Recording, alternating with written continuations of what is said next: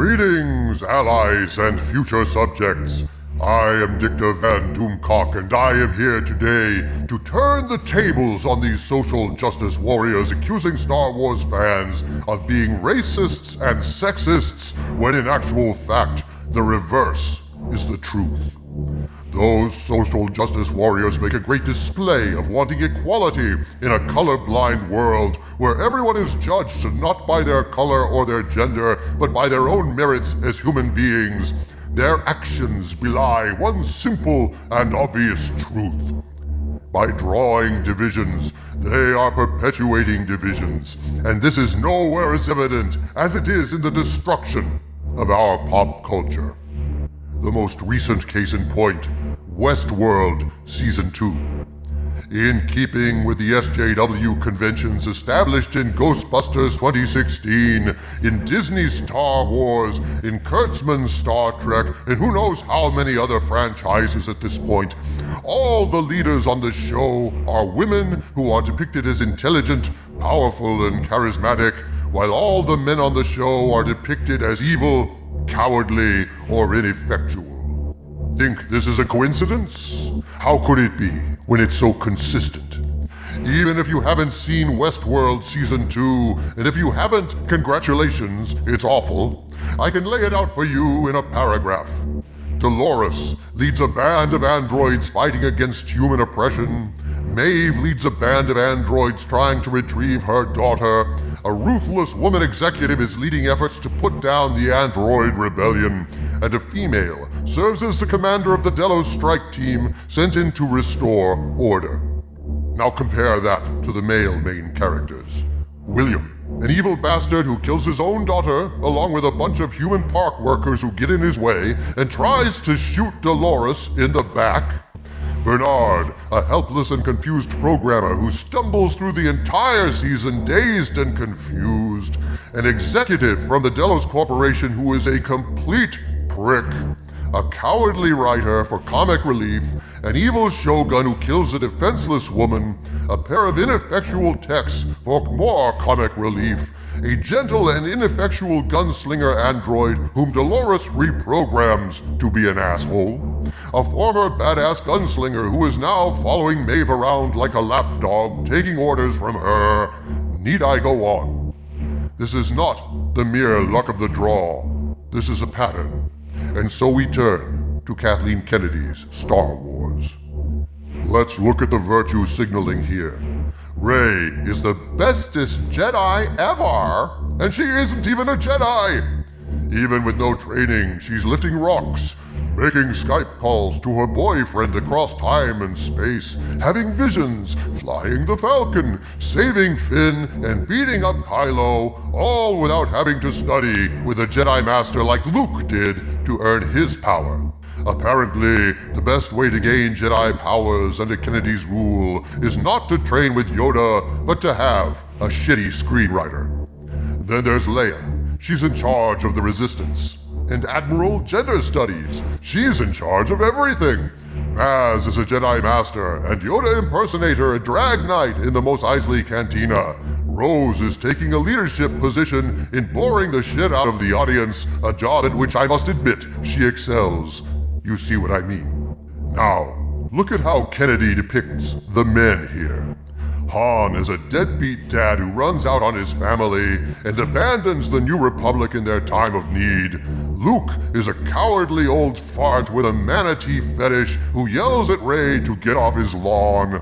Finn is a bumbling idiot who gets repeatedly saved by Rey in the first movie, and when he finally has a chance to make a difference and shower himself with glory, Rose crashes into him because God forbid Finn should turn out to be a hero. Poe is competent, more or less, and that won't do, so Admiral Gender Studies joins with Leia in smacking him down at every opportunity. Hux is an evil white guy, Snoke is an evil white guy, Kylo is an evil white guy, Max von Sydow is a dead white guy and completely wasted in one lousy scene. While there are tons of empowered females in these films, there isn't really a single male of worth in Star Wars who isn't put down or bettered by women, presumably because the Force is female under Kennedy and because she's not interested in pleasing male fans, as she's made quite clear in actual statements. Lovely. These points have been well documented, but here's the part that rarely gets mentioned, the part of this puzzle that Doomcock wishes to highlight today. Though Kennedy loyalists, Disney apologists, and Lucasfilm shills are trying to smear the fans as racists and sexists, Doomcock wishes to point out that the reverse is the case. These social justice warriors are the bigots. Think about this logically and clearly. What is racism? I Googled the definition of racism, and here's the first definition I found. Showing or feeling discrimination or prejudice against people of other races, or believing that a particular race is superior to another. The same could certainly be said regarding sexism, could it not? Isn't it true that sexism is believing that a particular sex is superior to another and behaving according to that belief? And so I put it to you. This is exactly what Kennedy and her ilk are doing. When a social justice warrior inserts a political agenda into a film or a TV show depicting women as powerful and men as rotten, cowardly bullies, that's sexism. When you wear a t-shirt that says the Force is female, that is sexism. It's reverse sexism, it's true, and yet it's sexism just the same. It's part of the problem it purports to solve. When Kennedy appears in an all-female picture stating the Force is female, she and those women in her story group are perpetuating a distinction between men and women, elevating one group over the other. And if that's not sexism, what is?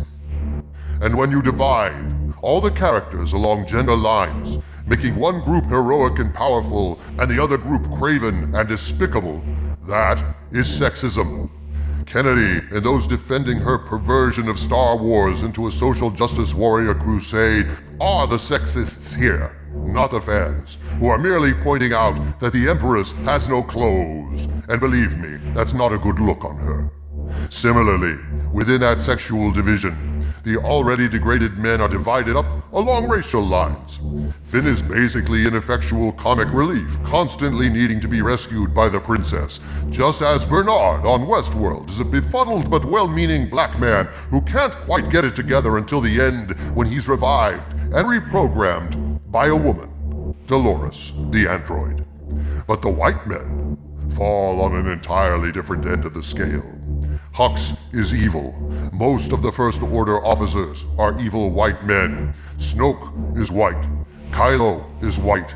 Just as on Westworld, the man in black is white. Ford, the megalomaniac who kills a ton of guests through his manipulations and created the slave race of androids in the first place, is white. The serious asshole Delos executive is white. Most of the reprehensible cowboy robots are white. Again, this is not an accident.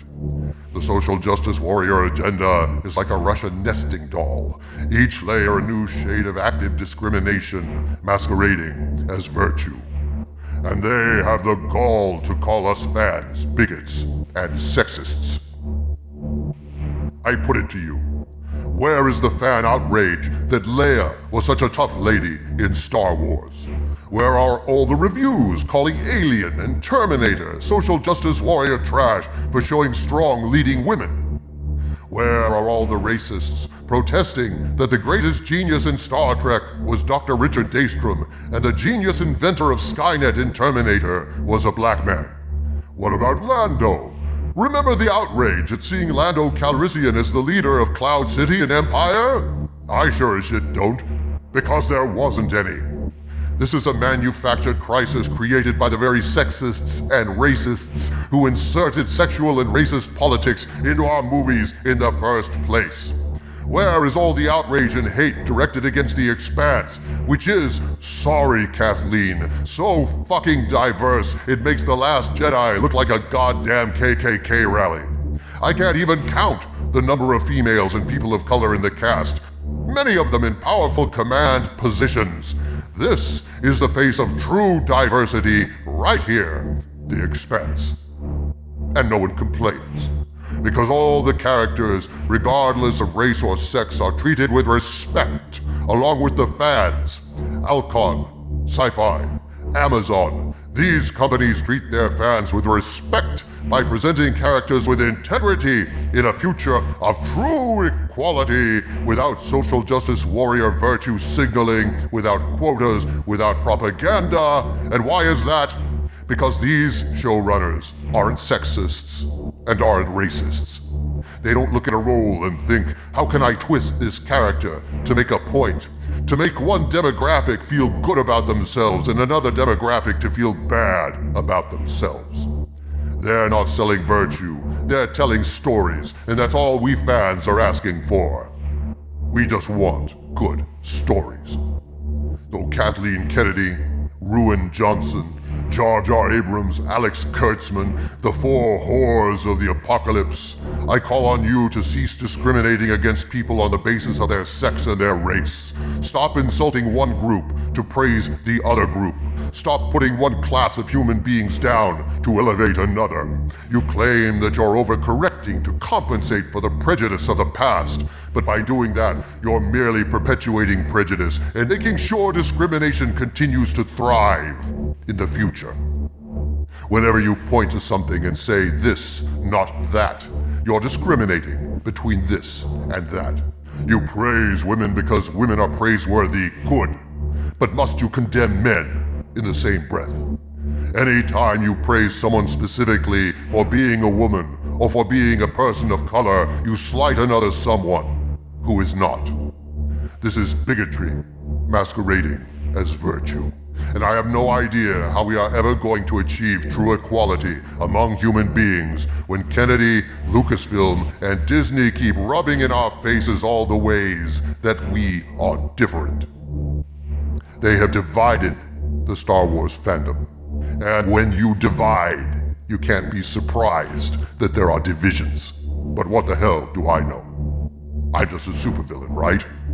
An evil overlord who is forced to deal with these weighty issues just because I miss my Star Wars.